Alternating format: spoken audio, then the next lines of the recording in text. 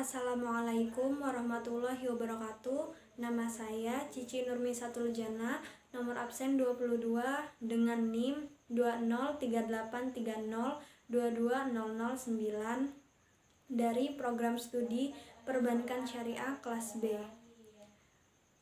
Dalam menempuh mata kuliah pendidikan akhlak tasawuf, saya mendapatkan banyak sekali ilmu dan pengetahuan serta informasi di dalamnya.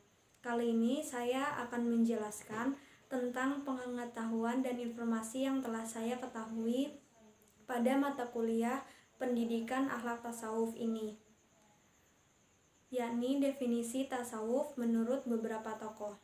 Yang pertama, menurut Samnun, tasawuf berarti kau tidak memiliki apapun dan kau tidak dimiliki oleh apapun. Yang kedua, menurut Abu Muhammad Al-Junairi, tasawuf berarti meneladani akhlak Nabi Shallallahu Alaihi Wasallam dan menyingkirkan segala sifat hina. Yang ketiga, menurut Al-Junaidi, tasawuf berarti kau bersama Allah Subhanahu wa Ta'ala dan terbebas dari ikatan-ikatan lain. Yang keempat, menurut Ma'ruf Al-Karhi, tasawuf adalah upaya untuk meraih hakikat dan tidak pernah mengharapkan apa yang ada di tangan makhluk. Yang kelima, menurut Al-Shibli, tasawuf adalah duduk bersama Allah dan terlepas dari segala urusan. Yang keenam, menurut Al-Ghazali, tasawuf adalah menyucikan hati dari apa saja selain Allah Subhanahu wa Ta'ala.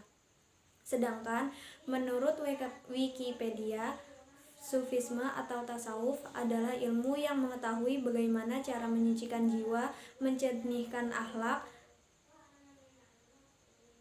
serta untuk memperoleh kebahagiaan yang abadi. Tasawuf pada awalnya merupakan gerakan zuhud dalam Islam dan dalam perkembangannya melahirkan mistisme Islam. Terkait dengan tasawuf, Sufisme yakni nama umum bagi berbagai aliran sufi dalam agama Islam. Asketisme yaitu paham yang mempraktikkan kesederhanaan, kejujuran, dan kerelaan berkorban. Mistisme yaitu ajaran yang menyatakan bahwa ada hal-hal yang tidak terjangkau oleh akal manusia. Menurut G.B.J. Hilterman, tasawuf adalah paham mistik dalam agama Islam dengan sebagaimana Taoisme di Tiongkok dan ajaran yoga di India. Informasi selanjutnya yang saya peroleh adalah tentang ruang lingkup tasawuf, yakni etimologis, terminologis, dan epistemologis. Yang pertama ada etimologis, yakni membersihkan hati dari berbagai hambatan yang menjadikan diri melupakan Allah Subhanahu wa Ta'ala, serta menata dan mengkondisikannya untuk selalu bersamanya melalui aktivitas vertikal, berpindah dari kehidupan biasa ke kehidupan sufi. Yang kedua terminologis, yakni upaya pembersih hati atau Sofiu al-Qalb untuk memudahkan aktivitas vertikal sehingga menabur kedamaian dan kesejukan hati kepada sesama. Akhlak mengedepankan, sedangkan tasawuf mengedepankan aspek. Yang ketiga epistemologis, yakni aktivitas vertikal yang berbentuk komunikasi kepada Allah yang terimplementasi dalam kehidupan sehari-hari. Komunikasi dalam bentuk syahadah, sholat, zakat, puasa, haji, dan komunikasi lain seperti dalam bentuk zikir, takbir, tasbih, tahmid, dan lain-lain. Pengetahuan dan informasi selanjutnya yang telah saya pelajari dan saya ketahui tentang 3 kandungan pokok dalam Islam. Yang pertama ada akidah, yang kedua syariah, yang ketiga akhlak.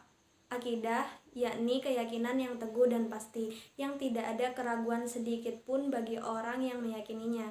Syariah yaitu hukum agama yang menetapkan peraturan hidup manusia. hubungan manusia dengan Allah Subhanahu wa taala, hubungan manusia dengan manusia lain, dengan alam sekitar berdasarkan Al-Qur'an dan hadis.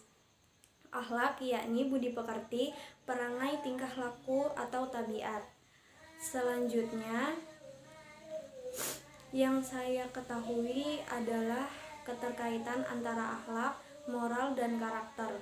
Makna kata moral, etika, nilai, karakter setara dengan akhlak dan sering disejajarkan dengan budi pekerti, tata susila, tata krama, atau sopan santun. Secara konseptual, kata etika dan moral mempunyai pengertian serupa, yakni sama-sama membicarakan baik dan buruk perbuatan dan perilaku manusia, tetapi etika lebih bersifat teoritis, filosofis sebagai acuan untuk mengkaji sistem nilai, sedangkan moral bersifat praktis sebagai tolak ukur untuk menilai perbuatan, untuk menilai seseorang. Etika memandang seseorang melalui universal, sedangkan moral memandangnya secara universal. Demikian penjelasan saya tentang pengetahuan dan informasi yang telah saya ketahui dan saya pelajari tentang ilmu akhlak, pendidikan akhlak tasawuf ini. Kurang lebihnya mohon maaf. Wassalamualaikum warahmatullahi wabarakatuh.